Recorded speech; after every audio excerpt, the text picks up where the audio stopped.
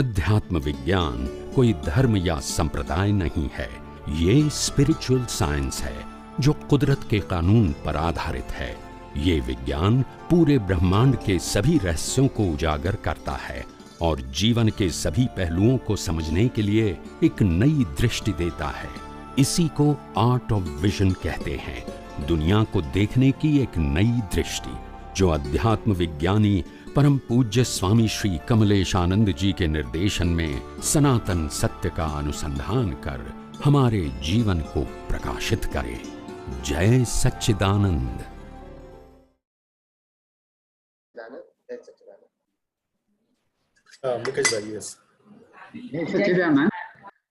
બે ક્વેશ્ચન્સ છે. એક પેલો સ્વસત્તાનો જ ઉપભોગ કરું ને પરસત્તામાં કદી જ પ્રવેશ ના કરવું એ મારો દૃઢ નિર્ણય નિશ્ચય પૂરો પાડો. તે ઉપભોગનો અર્થ શું? મારો સ્વભાવ જ્ઞાતા દ્રષ્ટા પરમાનંદ છે, તો ઉપભોગ એટલે કેવી રીતે? વોટ ઇઝ ધ, એનો અર્થ શું થાય? ઉપભોગનો ઉપયોગ નથી કહ્યું, પણ ઉપભોગ કયું છે? હા, ઉપભોગ કરવું એટલે ઉપયોગ જુદી વસ્તુ છે. ઉપયોગનો મતલબ ટુ યુઝ, ઉપભોગનો મતલબ to realise. Both are the different angle. ઉપયોગ એટલે યુઝ કહેવાય અને ઉપભોગ એટલે ટુ રિયલાઇઝ. એટલે અંતનો એને અનુભવો, એને હું મારા સ્વ સ્વરૂપને અનુભવું. હાજી. I try to feel and I try to realize it, not to use it. Use કરવું એ જુદી વસ્તુ છે અને રિયલાઇઝ કરવું એ જુદી વસ્તુ છે. બંને લેવલ ડિફરન્સ છે. પેલું પુરુષાર્થમાં જાય, પેલું અનુભૂતિમાં જાય. હાજી. ઉપયોગ પુરુષાર્થમાં જાય અને ઉપભોગ કરવું એ રિયલાઇઝેશનમાં જાય. હાજી. એટલે આપણે જયારે કશું ભોગવતા હોઈએ અંદરથી કે બહારથી, તે એ વખતે આપણે રાખીએ કે એ ભોગવનારો જુદો છે ને હું તો શુદ્ધાત્મા જ્ઞાતા દ્રષ્ટા પરમાનંદ સ્વરૂપી છું, એ એપ્લિકેશન કહેવાય એ વખતે. હા, એટલે આ ભોગ અને ઉપભોગ શબ્દ જે વાપર્યો છે ને, એનો ગુજરાતી અર્થ કહું છું, સિમ્પલ શબ્દનો અર્થ કહું છું. શબ્દનો અર્થ, કોઈ પણ વસ્તુ એક જ વખત વાપરે એને ભોગ કહેવાય ને એક વસ્તુને વારંવાર વાપરીએ એને ઉપભોગ કહેવાય. આ ખાવાનું છે ને એક જ વખત ખાઈએ એને ભોગ કહેવાય ને કપડા વારંવાર પહેરીએ એને ઉપભોગ કહેવાય. ના, આ શબ્દની ડેફિનેશન કહું છું, અધ્યાત્મ નથી કહેતો, ડેફિનેશન ઓફ ધ વર્ડ્સ કહું છું.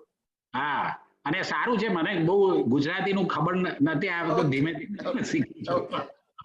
અને બીજો ક્વેશ્ચન છે કે આપણે જયારે આ કશું પણ થાય, ફાઇલ 1 થી કશું એ થાય અને પછી કે એ તો બધું કુદરતી રચના છે, તો એમાં પછી પોલ મારવાનો ચાન્સીસ નહીં, એમાં રિસ્ક નહીં કે આ પોલ મારે છે કે કશું એ કોઈને ધોલ મારી હોય અને પછી કે કુદરતી રચના છે, એમ અંદરથી એવું વિચાર એ કરે અને જસ્ટિફાઈ એ પોલ એ પેલો બુદ્ધિથી પ્રજ્ઞાવાદ કર્યો, એવું ના કહેવાય? હા, એટલે એક વસ્તુ છે સાહેબ કે કોઈ પણ વ્યક્તિને કોઈ પણ વસ્તુનો દુરુપયોગ કરવો હોય તો એમાં આપણે ના તો ના કહી શકીએ ને સાહેબ. ડોક્ટરનું કામ દર્દીને રિપેરિંગ કરવાનું છે, પણ મારી પણ હકે કે નહીં? ખરું ખરું. હા, કારણ કે ચપ્પુ તો એનું એ જ છે. હાજી. વેતરવાનું ચપ્પુ તો એનું એ જ છે. હાજી. એને બચાવી હકે ને મારી હકે. સમજી ગયો. એટલે આપણે એમ કે ડોક્ટર એટલે બચાવે એવું તો ના કહી શકાય ને, મારી બી હકે ને. હાજી. એમ જ્ઞાન તારી બી શકે અને ડુબાડી શકે દુરુપયોગ કરતો. હાજી. તમારે કોઈ પણ વસ્તુનો મિસયુઝ કરવો હોય તો you are the only responsible. Nature will પનિશ you, પણ તમે કરી શકો છો. કોઈ વ્યક્તિ એમ કે મારે ગમે તે થાય, નરકે જઈશ પણ મારે આ કરવું જ છે, તો આપણે શું કરીએ? પછી આપણે કે તમે દુરુપયોગ કરશો, અને કે નરકે જવું છે પછી ક્યાં વાત છે? આપણે પછી શું કરી શકીએ? એમ કહો મને. કોઈને કરવું છે તો આપણે શું કરી શકીએ? એના કઈ આપણે કોઈને મરજીના આપણે માલિક થોડા છીએ.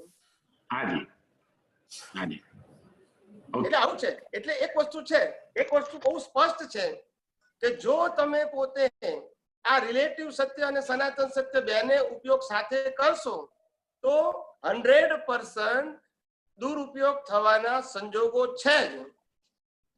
કારણ કે તમારી પાસે બે ભાષા હોવાથી સગવડિયું થઈ ગયું. જયારે રિલેટિવ સત્યની વાત આવે ત્યારે કે આ બરાબર છે, સનાતન સત્ય આવે ત્યારે કે આ બરાબર છે. એટલે તમે પોતે કન્ફ્યુઝનમાં છો. હા, તમને એક વસ્તુની આ વાત ખબર પડી જાય કે રિલેટિવ સત્ય એટલે જ મિકેનિકલ, હા, અને સનાતન સત્ય એટલે જ લાઈવ. હા, મિકેનિકલ એટલે કે ઓટોમોડ, લાઈવ એટલે કે વિથ યોર કરંટ અવેરનેસ. હાજી, આ ડિફરન્સ ખબર પડવો જોઈએ આપણને. બરોબર બરોબર. હવે આપણે કોઈને કહીએ કે લાફો મારીને આપણે કહીએ કે વ્યવસ્થિત છે, તો કુદરત શું કહે છે, તને વ્યવસ્થિત છે એવું બોલવાનું કોણે કહેલું? અંદર સમજ ને વ્યવસ્થિત છે તો વાંધો શું છે?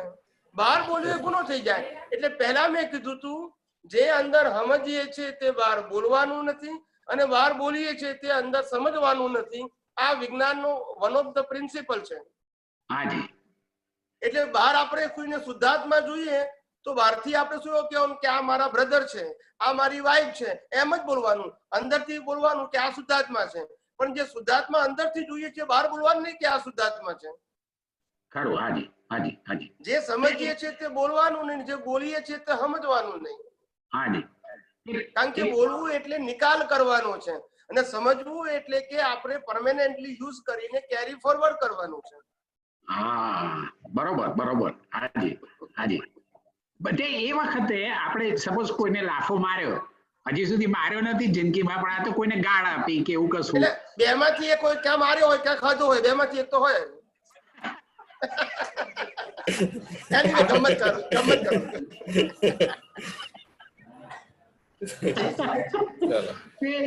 સપોઝ એવું કર્યું હોય કે એવું થયું હોય, અને પછી આ પેલું સમજીએ ખરા, પણ પછી સાથે સાથે કે ભાઈ આ પ્રતિક્રમણ કરો, તો એ વખતે જે પ્રતિક્રમણ કરે છે ઉદય કર્મ તરીકે સમજવાનું એ વખતે કે આ એમાં પુરુષાર્થ નથી, પણ પ્રતિક્રમણ કરવું હોય તો એનો સબ્જેક્ટ છે ફાઇલ 1 નો, કે ફરીવાર આવું કરવું નથી, આ કુદરતી રસ્તો છે પણ ફરીવાર આવું જોઈએ ના, એવું સેટ થાય તમે જે રીતે વિજ્ઞાન સમજાવ્યું છે તે.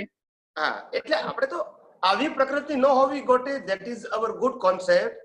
પણ પ્રતિક્રમણ ઓફ એક્શન, ઇટ ઇઝ આ ઉદય કર્મ. અચ્છા અચ્છા અચ્છા.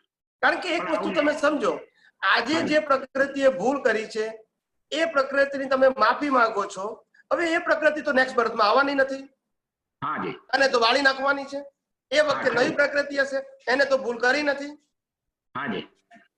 એટલે કોન્સેપ્ટ જે સાયન્સ નથી પણ રિલેટિવ સત્ય છે. હાજી. એટલા માટે કહીએ છીએ કે અવસ્થાની માફી માંગવી તેને ઉદય કર્મ કહેવાય. અને સાર કાઢ્યો કે આવી પ્રકૃતિ ન હોવી ઘટે, કારણ કે મોક્ષ માર્ગ માટે લાયક અને સહાયક નથી. તો તમે એક્શનનું પ્રતિક્રમણ નથી કર્યું, પણ જે એક્શનને આધારે, જે કોઝના આધારે એક્શન આવ્યું, એ કોઝને તમે કેરી ફોરવર્ડ કરતા નથી. હાજી, એટલે સિગ્નેચર જ કરી ના એના ઉપર. That's it. યસ. હાજી હાજી, સમજ પડી. હાજી, જય સચ્ચિદાનંદ. જય સચ્ચિદાનંદ. જય સચ્ચિદાનંદ. જય સચ્ચિદાનંદ.